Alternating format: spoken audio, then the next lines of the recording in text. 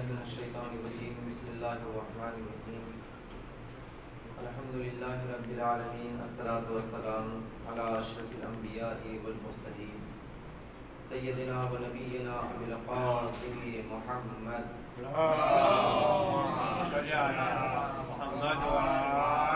وعلى أهل بيته الطيبين الطاهرين المعصومين المنتخبين المنتجبين ولعنة الدائمة على أعدائهم وغاصب حقوقهم ومنكر فضائلهم أجمعين. أما بعد فقد قال الحسين عليه الصلاة والسلام إني لأعلم أصحابا أوفى ولا خير من أصحابي صلوات محمد وعلى محمد.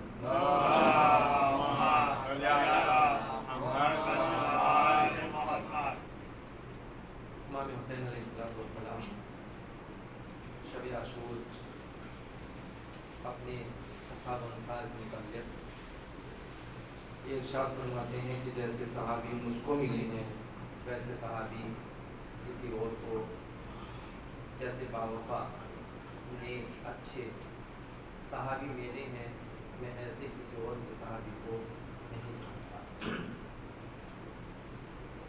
امام حسین علیہ السلام کے اس فقرے کے ذیل میں اصحاب حسینی کے متعلق وہ چل رہی تھی۔ یہ 3 دن سے جس صحابی حسین کے بارے میں گفتگو چل رہی ہے وہ ہے جناب برید ابن حضیر حمدانی۔ آج ان کے متعلق 1-2 بات بیان کر کے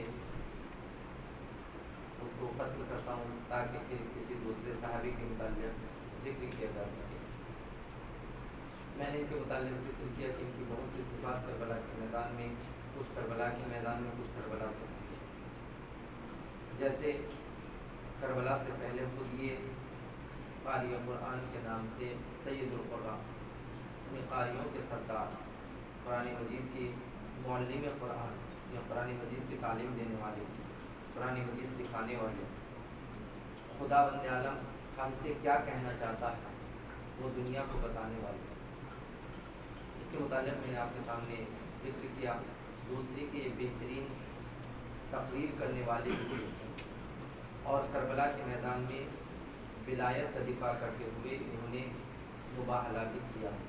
مباہلہ یعنی جھوٹوں کے اوپر لانا، اور پھر فوراً اس کا وہیں پر ثبوت بھی ظاہر ہوا ہے، یعنی جو انہوں نے لعنت کی تھی وہ لعنت و بددعا ان کی وہیں پر پوری ہوئی ہے۔ آج مجھے آپ کے سامنے ان کے بارے میں 3 چیزیں اور ذکر کرنا ہے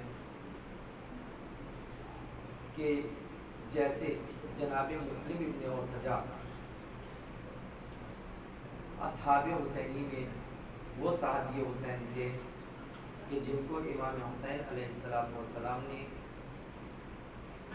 دشمن کو سمجھانے کے لیے میدان میں بھیجا تھا، اسی طریقے سے امام حسین علیہ السلام نے میدان میں جناب برید علیہ السلام کو بھی بھیجا ہے کہ جاؤ ان کو سمجھاؤ، ان کو بتاؤ، ان کو راہ حق دکھاؤ کہ سیدھے راستے کی طرف آ جائیں، ابھی وقت۔ دوسرے جو امام حسین نے ان کو حکم دیا ہے اس میں انہوں نے کچھ چیزیں بیان کی۔ پہلی چیز جو جناب برید نے اپنے اس خطبے میں کہ جو کوفے والوں کے سامنے دشمن کے لشکر کے درمیان آ کر ان کے سامنے آ کر انہوں نے تقریر کی، سمجھایا ہے، اس میں جو سب سے پہلا کام انہوں نے کیا ہے وہ یہ کہ دشمن کو ان کی غلطیوں کی جانب، ان کی برائیوں کی جانب ان کو متوجہ کیا کہ دیکھو تمہارے اندر یہ برائیاں پائی جاتی ہیں، ان کو چھوڑ دو، یہ برائیاں اچھی نہیں ہیں، خدا بند عالم سے قریب ہو جاؤ، اس کا تقوی اختیار کرو، اس سے ڈرو، کہیں ایسا نہ ہو کہ اس کے عذاب کی لپیٹ میں تم آ جاؤ۔ تو پہلا کام جو جناب برید نے کیا ہے، جو ایک مسلمان کی بھی ذمہ داری ہے کہ جب وہ اپنے کسی مسلمان بھائی کو کوئی برائی کرتے ہوئے دیکھے تو جہاں تک ہو سکے اسے سمجھانے کی کوشش کرے، برائیوں سے بچانے کی کوشش کرے، اچھائیوں کی جانب اس کو لانے کی کوشش کرے۔ ہم اور آپ کے چھٹے امام حضرت امام جعفر صادق علیہ السلام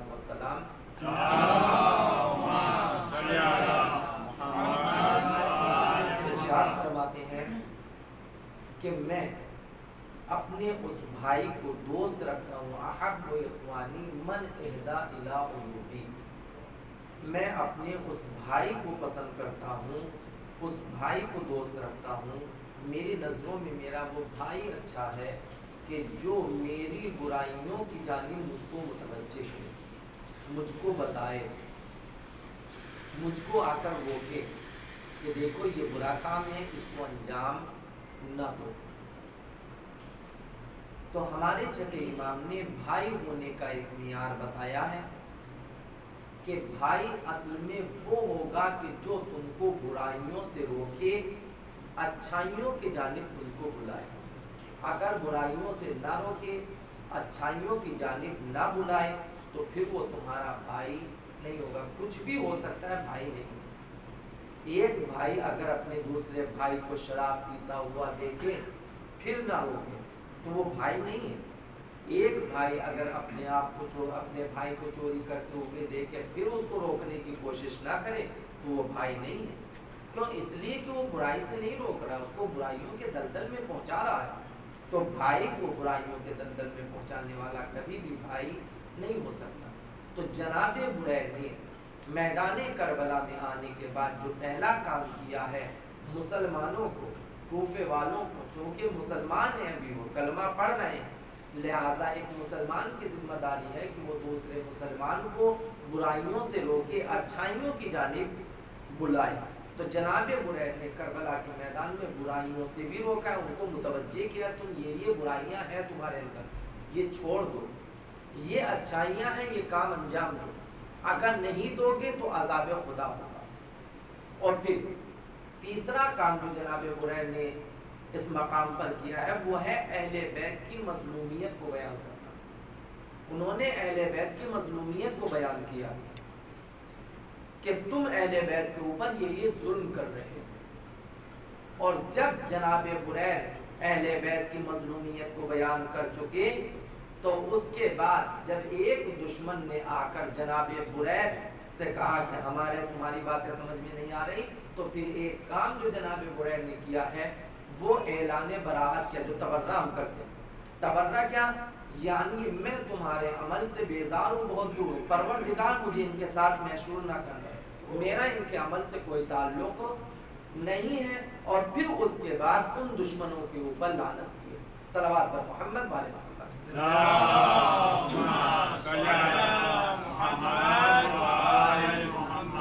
تو یہ 5 کام، ایک اچھائیوں کی طرف بلانا، دوسرے برائیوں سے روکنا، تیسرے اہل بیت کی مظلومیت کو بیان کرنا، چوتھے ان کے برے کاموں سے اپنے آپ کو دور رہنے کا اعلان کرنا کہ میرے ان برے کاموں سے کوئی تعلق نہیں ہے، میرا کوئی واسطہ نہیں ہے، اور پانچویں خود جب دشمن راہ راست پر نہ آ سکا تو ان کے لیے بد دعا۔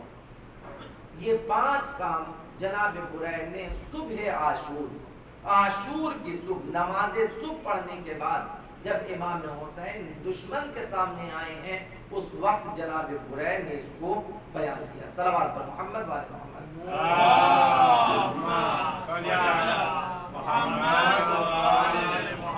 اب وہ یہ 5 باتیں جو میں نے کہی ہیں اب وہ خود جناب بریر کی زبانی آپ سنیں۔ تاریخ یہ بیان کر کے ہمارا آپ کے چوتھے امام حضرت امام زین العابدین علیہ الصلوۃ والسلام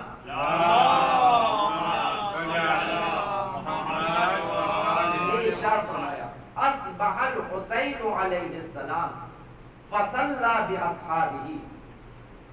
امام حسین علیہ الصلوۃ والسلام نے عاشور کی صبح کی، تو جب وہ صبح ہوئی تو اس صبح کو امام حسین نے اپنے اصحاب کے ساتھ نماز پڑھی۔ نماز پڑھنے کے بعد ثم قرب الیہ فرسہ، پھر امام حسین کے پاس ان کا گھوڑا لایا گیا۔ اس کے بعد فاستوى علیہ، امام حسین اس کے اوپر سوار ہوئے۔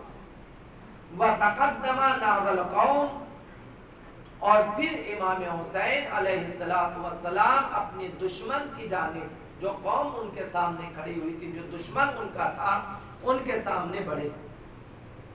اس وقت امام حسین علیہ السلام کے ساتھ ایک شخص جس کو پہلے شخص کے اس سے تعبیر کیا، فی نفر من اصحابہ، امام حسین اپنے ایک صحابی کے ساتھ ان کی جانب بڑھے اور بڑھنے کے بعد وَبَيْنَ يَدَيْهِ بُرَيْرُ بْنُ حُزَيْرَ الْحَمَدَانِی، اور ان کے ساتھ امام حسین کے ساتھ ان کے سامنے ان کے آگے آگے جناب بریر تھے۔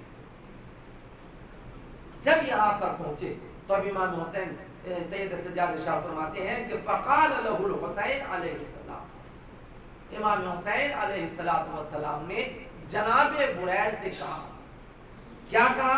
یہ یہاں پر حکم دیا جناب امام حسین علیہ السلام نے جناب بریر کو، کیا کہتے ہیں کہ کلم القوم، اے بریر ان لوگوں سے گفتگو کرو،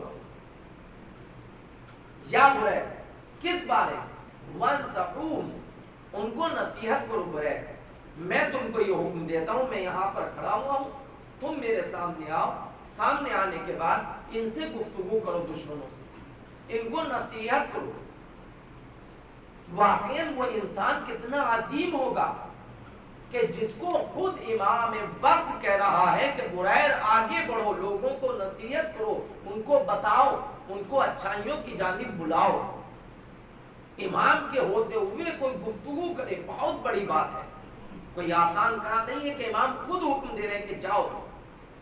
پھر اس کے بعد اب اس کی زیادہ وضاحت نہیں کر سکتا، وَإِلَّا وضاحت کو بہت بڑی۔ تو اب جناب بریر آگے بڑھتے ہیں، بڑھنے کے بعد جہاں سے شروع کرتے ہیں فَتَقَدَّمَ بُرَيْرٌ حَتَّى وَقَفَ قَرِيبًا مِنَ الْقَوْمِ، جناب بریر اب امام حسین سے تھوڑا سا آگے بڑھے، اس قوم کے جو سامنے لشکر تھا، دشمن تھا، اس کے قریب آئے، اس کے پاس آئے، اور آنے کے بعد کون سی قوم؟ خود بیان کرتے ہیں وَالْقَوْمُ قَدْ رَجَعُوا وَالْقَوْمُ قَدْ زَحَفُوا إِلَيْهِ الْبُكْرَةِ أَبْحِمِينَ، کہ وہ قوم کی جو امام حسین کے سامنے آئی تھی ان کا راستہ روکنے کے لیے، ان سے دشمنی کرنے کے لیے، ان سے دشمنی نکالنے کے لیے، ان سے بغض و حسد نکالنے کے لیے اس قوم کے سامنے آ کر جناب بریر کھڑے ہوتے ہیں، اور اس کے بعد اب یہاں سے بریر شروع کرتے ہیں فقال لهم بریر یا هؤلاء القوم اتقوا اللہ، جناب بریر کہتے ہیں قوم، اے دشمنوں، اے ہمارے مخالفوں، تقوی پروردگار اختیار کرو، اس خدا سے ڈرو۔ اور پھر اس کے بعد ارشاد فرماتے ہیں صلوات محمد والی محمد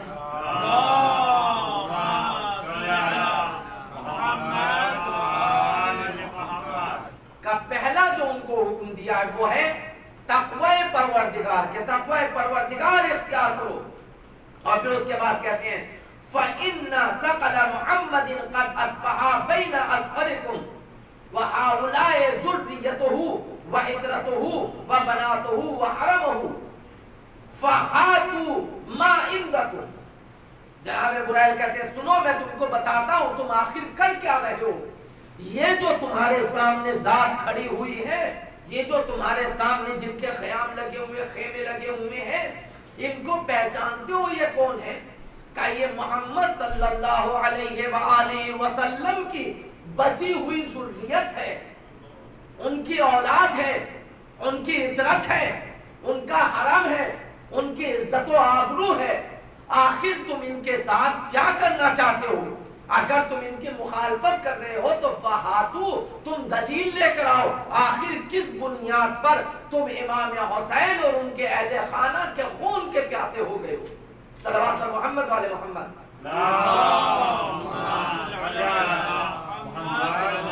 تم آخر ان کا خون کیوں بہانا چاہتے ہو؟ تم ان کے خون کے پیاسے کیوں ہو؟ وَمَا الَّذِي تُرِيدُونَ أَن تَصْنَعُوا بِهِمْ، تم ان کے ساتھ کیا کرنا چاہتے ہو؟ اور پھر اس کے بعد فرماتے ہیں تو اب ادھر سے جواب آیا، جناب بریر نے پوچھا تم کرنا کیا چاہتے ہو، تمہارا مقصد کیا ہے، تمہارا ہدف کیا ہے؟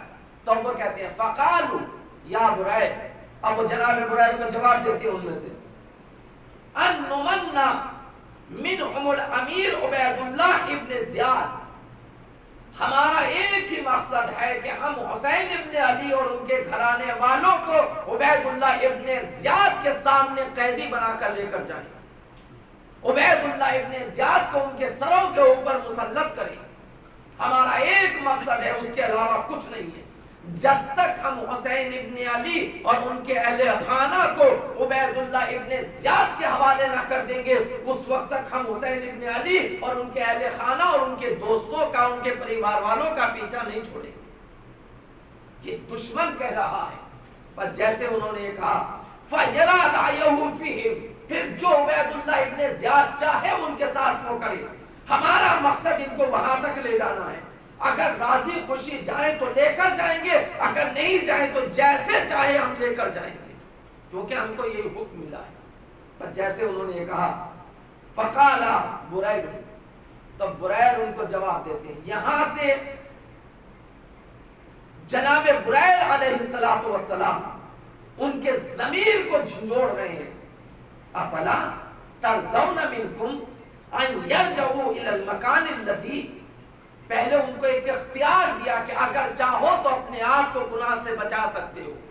کیا تم راضی ہو اس بات کے اوپر کہ حسین ابن علی اور ان کے گھر والے جہاں سے آئے ہیں وہ وہیں پر واپس چلے جائیں؟ اگر تم راضی ہو اس بات پر کہ حسین ابن علی اور ان کے گھر والے اپنے گھر واپس چلے جائیں تو وہ واپس جانے کے لیے تیار ہیں۔ صلوات بر محمد والے محمد۔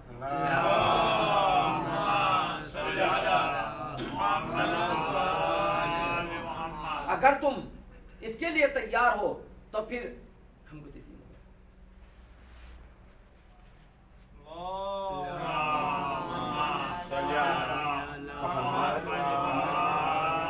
جب یہ جناب بریر نے کہا کہ اگر تم اجازت دو تو حسین ابن علی اسی جگہ پر پلٹ سکتے ہیں کہ جہاں سے واپس آئے ہیں، اور انہوں نے اس کو قبول نہیں کیا، تو اب جناب بریر کہتے ہیں ویلکم، افسوس، صد افسوس تمہارے اوپر کہ تم اس بات کو قبول نہیں کر رہے ہو۔ یا اہل الکوفہ، اب ان کی برائیوں کو بتایا کہ تمہارے اندر کون کون سی برائیاں پائی جاتی ہیں۔ یا اہل الکوفہ انسیتم، کیا تم یہ بھول گئے ہو کہ کتبکم الیہ، کہ تم نے ان کی جانب خطوط لکھے تھے، تم نے ان کو بلایا تھا، وعودکم، اور تم نے ان سے عہد و پیمان کیا تھا، التی آتیتمو من انفسکم واشہدتم اللہ علیہا وکفا باللہ شہیدا، تم نے ان کو بلایا، وہ جب آ گئے تم نے خدا کو گواہ کیا تھا، اور میں یہ بتاتا ہوں کہ خدا بہترین گواہ ہے، اور وہ کل روز محشر تمہارے اس سوالوں کا تم سے پوچھے گا جو تم نے عہد کیا تھا، جو تم نے بلایا تھا، تم نے نہیں ساتھ دیا، خدا اس کا تم سے حساب لے گا۔ میں بتانا چاہتا ہوں اپنی ان برائیوں کو چھوڑ دے میرے عزیزوں۔ بس یہ آخر میں کہتے ہوئے کہ یاد رکھیں اہل بیت اطہار کو جس چیز نے سب سے زیادہ نقصان پہنچایا ہے وہ لوگوں نے وفا کر کے، وعدہ کر کے پھر ان کا ساتھ نہیں دیا۔ اہل بیت اطہار اس کو بالکل پسند نہیں کرتے کہ ہم کسی سے کوئی وعدہ کریں اور پھر اس کو پورا نہ کریں۔ اہل بیت اطہار اپنے چاہنے والوں کو صرف اتنا کہ اگر تم کسی سے وعدہ کرو تو پھر اس وعدے کو پورا کرو، چاہے اس کے راہ میں تمہاری جان ہی کیوں نہ چلی جائے، لیکن اپنے وعدے کو کبھی چھوڑ نہ دینا۔ اب یہاں سے پھر اس کے بعد جناب بریر اہل بیت کی مظلومیت کو بیان کرتے ہیں۔ وَيْلَكُمْ دَعُوتُمْ أَهْلَ بَيْتِ نَبِيِّكُمْ، تم نے اہل بیت نبوت کو دعوت دی، ان کو بلایا، وَزَعَمْتُمْ أَنَّكُمْ تَقْتُلُونَ أَنفُسَكُمْ، اور تم یہ چاہتے ہو کہ ان کو قتل کر دو گے۔ پھر اس کے بعد جناب بریر نے اور تفصیلاً بیان کر کے کہا کہ کیا ہو گیا آخر تم کو، حللتموہم عن ماء الفرات الى الجاری، وہ ماء فرات، وہ پانی، وہ فرات کا پانی کے جو جاری ہے، تم نے اہل بیت کے اطہار کے اوپر اس پانی کو بند کر دیا ہے، اور وَهُوَ مَبْذُولٌ۔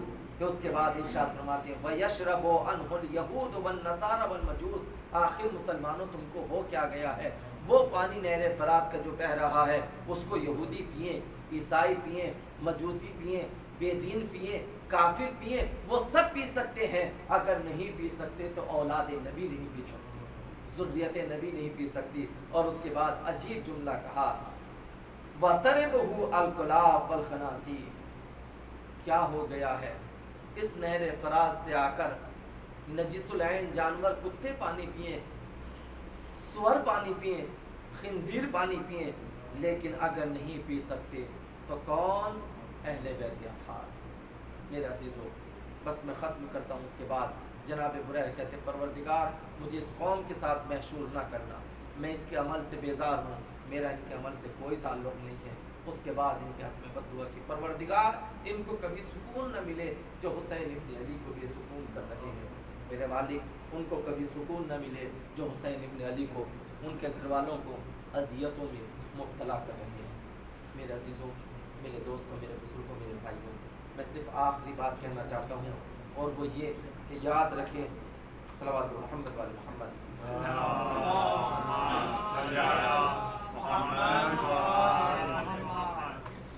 اہل بیت اطہار نے کربلا سے کوفہ اور کوفہ سے شام، چاہے وہ کربلا عصر عاشور سے پہلے ہو یا عصر عاشور کے بعد یا پھر اس کے بعد، اہل بیت اطہار نے کہیں پر اگر سوال کیا ہے تو وہ صرف اور صرف پانی کا سوال کیا. غور سے سنیے، بچن پھر اپنے مسائل کے کہوں گا. یہاں پر کھانے کا کبھی انہوں نے سوال نہیں کیا، کھانے کے بارے میں کبھی نہیں کہا ہم بھوکے ہیں.